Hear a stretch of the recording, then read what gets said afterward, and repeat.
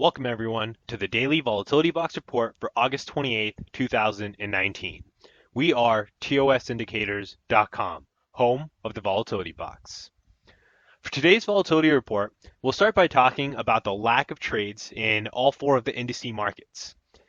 In our first hour, essentially, of trading activity, we realized that we should be on the conservative volatility box in all of these, and out of all four of between the S&P, the Dow, the Nasdaq, and the Russell futures, only the Nasdaq was the ticker that maybe could have allowed us to continue to use the aggressive volatility box.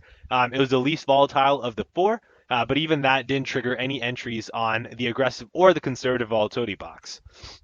So our attention today was actually spent on the 30-year bonds, and then we started to pay attention to the gold futures thanks to a member pointing out a certain pattern that's been repeating itself, which I'll talk about in this video with regards to trading the gold futures.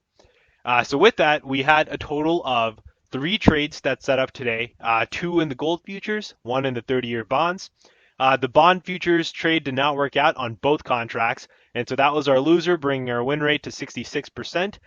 That loser essentially, unfortunately, did eat into a bit of our profits from the gold futures, and we left the day essentially ending up $832, but nothing too crazy to write home about. Hey, let's take a look at charts and evaluate each one of these trades. So before we actually talk about the volatility box, I'll make it a point once again to talk about our supply-demand edge indicator. So we saw today we got a very clear indication to go long the S&P futures, and we had this indicator go off basically on all four of the indice markets. And this essentially told us that we had a supply imbalance or supply-demand imbalance, especially if you considered the AD spread.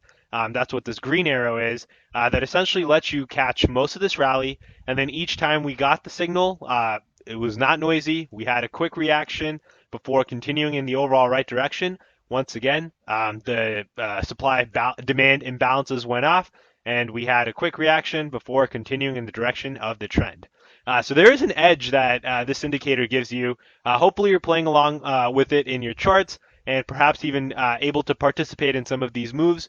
Once again, this one is completely free, the supply-demand edge indicator. The link to it is in the description box below. Okay, so let's actually evaluate the volatility box. And so for that, we'll make sure we leave our extended hours back on, so we have the data from the entire full hour of the market opening. And what we see is we breached the aggressive volatility box's entry lines in the first hour of trading, if we take a look, by 7 a.m. Pacific, which was then our sign to switch on over to the conservative volatility box. This was true in the S&P. Also head on over to the Dow futures, where you'll see a very similar story. We breached the clouds, and so there we also switched on over to the conservative volatility box, and same thing with the Russell futures. And this, in the Russell futures at least, kept us out of some fairly bad trades. Like for example, this right here would have been a stop out, but because we had this early notice, we had already switched on over to the conservative volatility box, which then essentially let us not have any of these losses. No entries. We weren't able to participate in this move, for example, but our rules did keep us out of losses, and they keep us out of losses more times than they keep us out of winners. And finally, we'll touch on the Nasdaq just to talk about how we knew that this was the least volatile. So on the aggressive volatility box, we see that we barely grazed the entry lines before essentially coming in. We had a wick touch it, and we had a reaction straight from there. So it wasn't something where we broke the price level, we touched the clouds. So if out of the 4 indices you were to choose one to be slightly more aggressive with, the Nasdaq is where my focus would have been. Now we'll talk about the gold futures pattern that one of our users pointed out to us.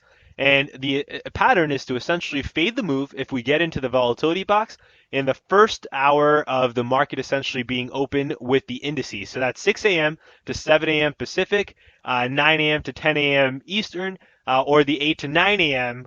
Central Time.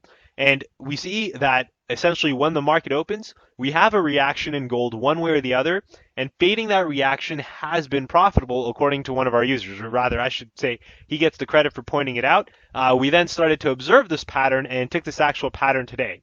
So our first trade, actually before we talk about trades, let's go back and show you what this pattern looks like, just so you have an idea of why we're saying it's a little bit interesting. So here, once again, we'll look at just the 6 a.m. to 7 a.m. Pacific ranges. And so that's this area to this area where the vertical lines are.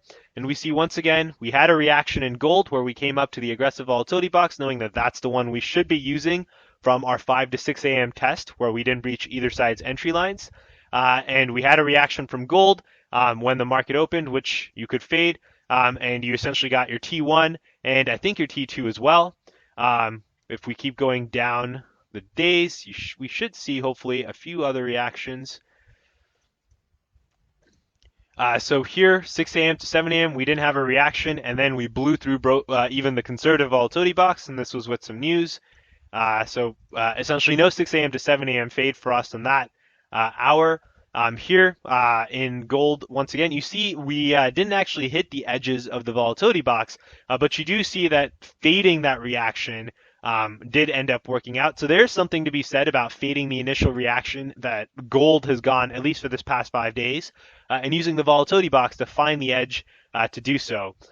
Once again, we see here 6 a.m. to 7 a.m., no entries, and so we were able to skip that day. And today, 6 a.m. to 7 a.m. is where we got our entry once again as the market opened. So our entry was to go long right here. Our stop was right outside of the volatility box where we gave it 5 points of room.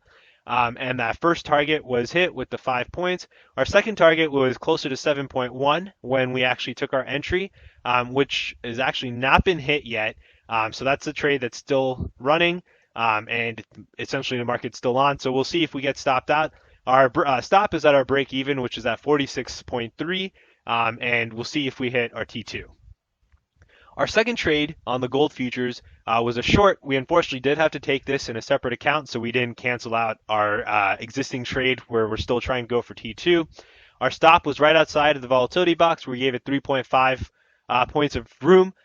We hit our T1 right here, and our T2 was also hit, which was 4.2 points shortly with the 3 p.m. open, 3 p.m. Pacific open rather. So we hit T1 and T2 on the second trade in the gold futures. And finally, we'll talk about the bonds. The bonds were not too nice to us, so we'll start this the way we approach all of our markets. So let's actually turn on our timeline so we can see, actually, no, not the labels, timeline. And so we take a look in the hour where we should be evaluating which volatility box to use, and we see that on the aggressive volatility box, we didn't breach either side's entry lines, and that gave us the okay to use the aggressive volatility box lines. Our entry was to go long at the end of the essentially index hour, or rather the hour in which the markets opened.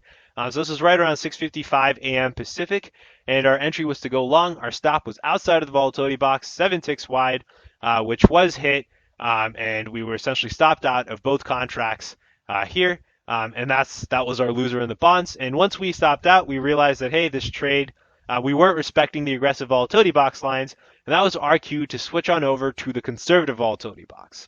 Before we switch over, I think it's again interesting to see what actually happened, and we see that in the next hour's reaction, using the aggressive volatility box actually lets you end up positive in the bond. So we had a trade to go long here if you had continued to use the aggressive volatility box, which, by the way, would have been breaking the rules.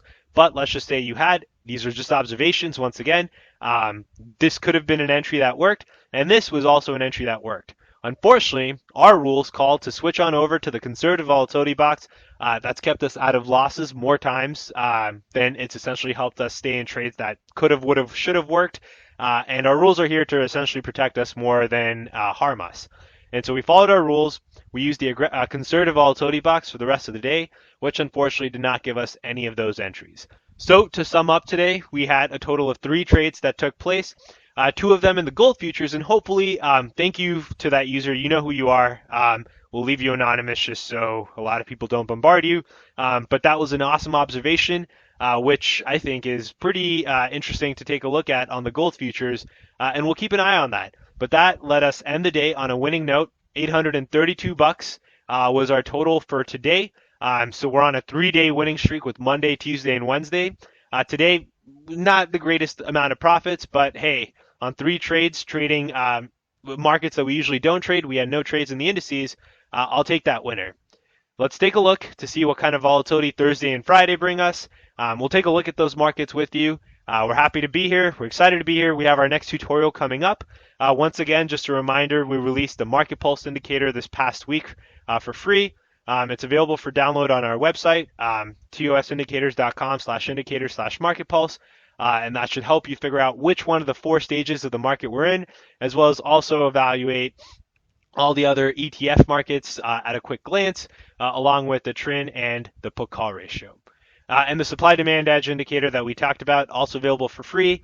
Same URL, but make sure you just look for the supply demand edge instead. All right, have a great night, everyone. We'll look forward to another day of trading tomorrow.